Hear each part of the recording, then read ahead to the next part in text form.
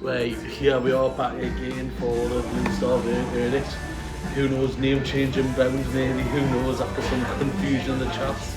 But by the way, we're not affiliated with the Blue Star pub. No, the Blue Star pub, the Geordie Star, or Newcastle United, Newcastle Blue Star, like, we're just Blue Star. We've got very similar names, like, so, no, to be fair, like, a lot of positives in it going into this verdict, because I mean, look at, like, a few weeks ago we were very much doom and gloom. James says we're lagging. No. Yeah. It was fine last time. Like, anyway. Can't see it. Can you hear us really bad and jumpy. Well, just a little bit in here. Hearing us will be better. You know what, either way, a lot more positive than we thought we'd be, considering like the run of fixtures that we were looking at, like you said before the.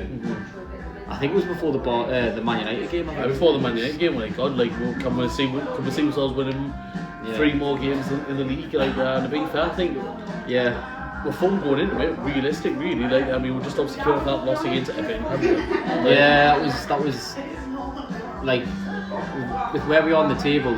It's just silly little results like that against Everton, like against Brentford. Signs that on paper we should be beaten. Yeah, I just don't understand how we can beat teams like Chelsea away, and first time since 2012, I think that was actually. It's Stamford Bridge. First time we beat them at Stamford Bridge since that Papi CC. Yeah, so I just don't understand. We're kind of seeing we break teams down, so I think I'd rather have, because I think we've got quite a nice run of fixtures to the end of the season, but I don't know, I think I'd rather play teams that aren't going to sit back and count their own half. But no, it's been a positive couple of weeks. Man United in the last minute with an Asula beauty, and then it was a good performance last week against Barca. We did throw that away at the end, though, to be fair.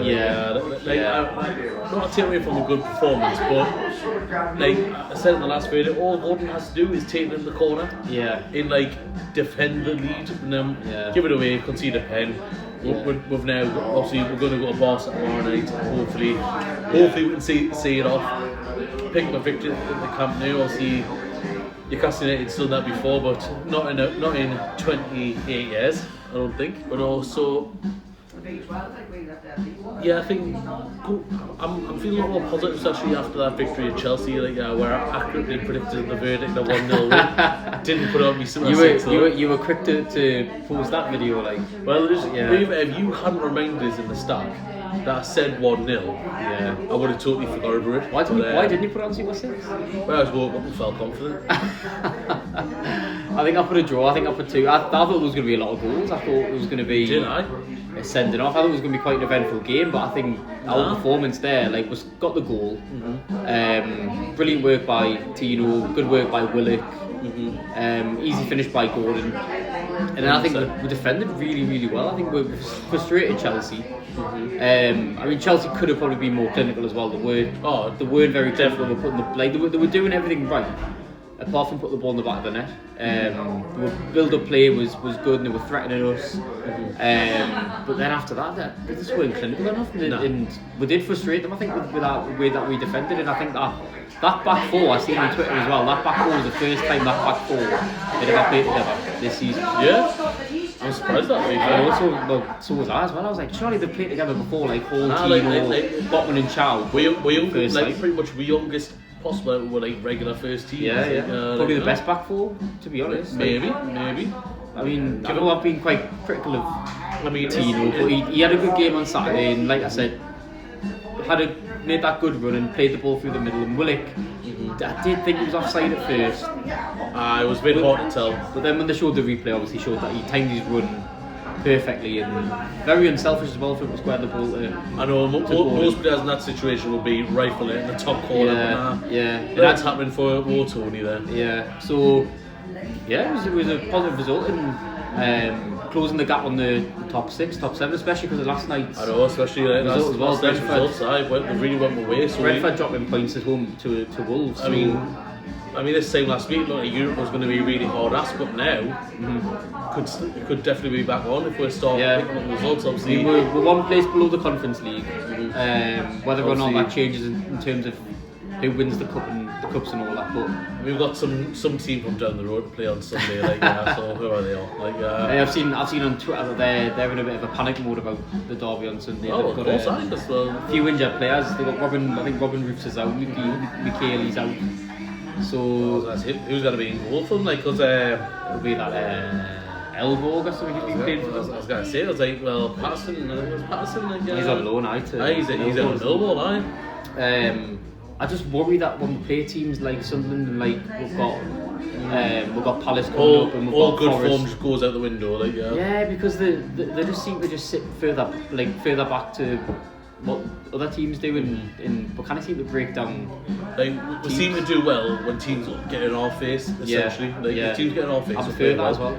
I prefer that. I mean, it's more exciting football, to be fair. Do you know what? It's going to sound absolutely stupid as well, but I think tomorrow is more winnable than the derby on Sunday, just because of how the two teams play. I think Barcelona. You're probably right. Barcelona are going to give us a lot more opportunities to score and to get chances because of how high they play compared to. So I think it'll be quite a frustrating game. And I hope I'm wrong about Sunday, but I just think it's going to be another frustrating game where we're playing against a low block. And we're going to find it hard to break down. Whereas tomorrow, I just think we might have a better chance of anything goes tomorrow. Really, I mean, Barca obviously going in his favour. Of course, Well, I mean, Champions League nights, Camp Nou, Barcelona. I mean, literally, I mean, to be fair, it's a very young side, but there's still lots of experienced players.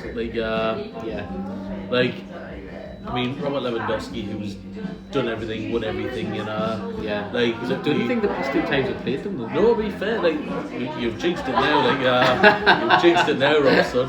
Touch wood. Well, that's not even touch wood. Literally, nothing's gonna happen.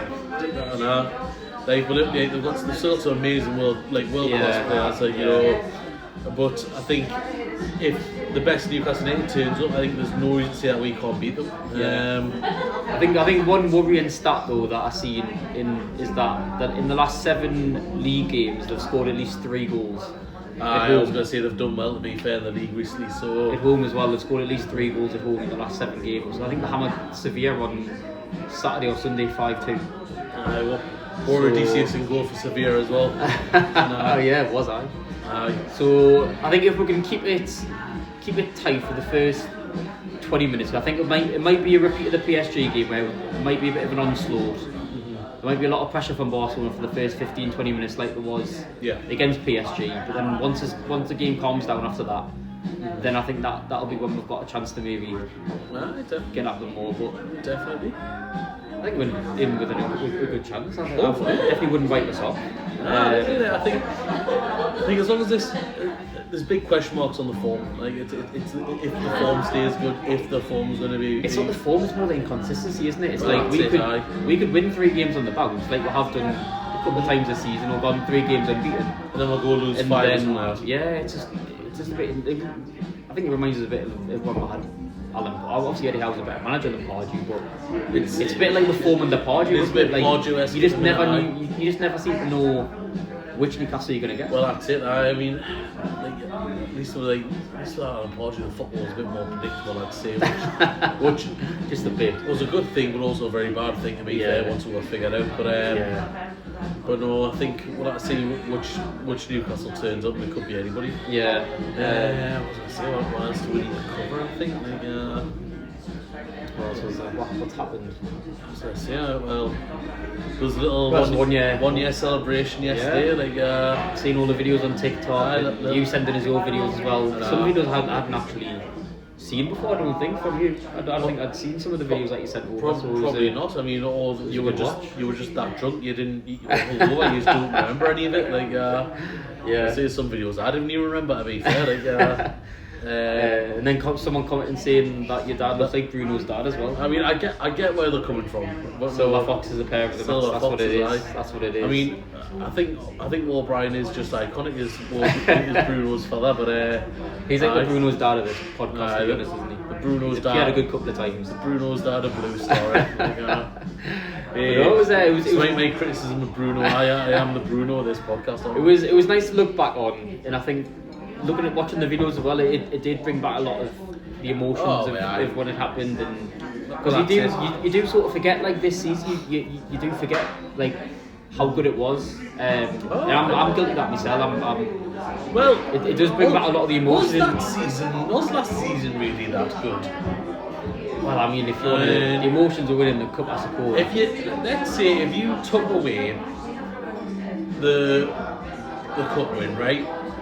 We weren't very good in the league. No, not up until the last 3 months of the season. No, and even still, it's not like. I mean, is this going to be the same again? We're just going to be crap from most season, and we just hope that we'll have a good last 3 months. We said before, you can't really rely on. Nah, definitely not. On that sort of stuff because it's not sustainable. It's not going to happen all the time. No, it won't.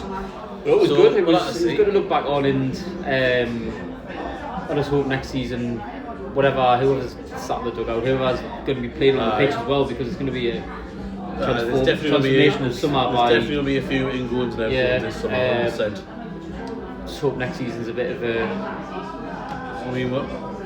cup winning season. There's going to be a lot of damage in that dressing room. Yeah. Like, coming into the season, I know it's like, and I think if we're going to bounce back from it, I'm more worried about next season than about this season, Rob, so I'm not going to lie to you. It's like the uncertainty, isn't it? It's like we don't know who's going to be in the dugout, we don't know who's going to be on the pitch, we don't know who's going to... A lot of positives, but it will beat Barcelona. Yep. Then I can beat the inbred scum. and then we're going to push up for the rest of the season and get in Europe. I think that's the note we need to end on, I think. Yeah, and I think at this point, any Europe, because I think worst case scenario, conference or Europa, we've got a good chance of... Conference is a bit of a failure of a season, in my opinion, but like... It could be silverware next season, though. It probably should be. Could be a European trophy next season if we do. Well, exactly. So I don't think it's that all bad. Obviously, it doesn't come with the money of the Champions League. No, it comes with silverware, which I think is better. Well, yeah, and happy St. Patrick's Day, like the St. Patrick's Day. Right? I know to all our Irish followers, happy St. Patrick's Day. Happy St. Patrick's Day. All the best, onwards and upwards. Yeah.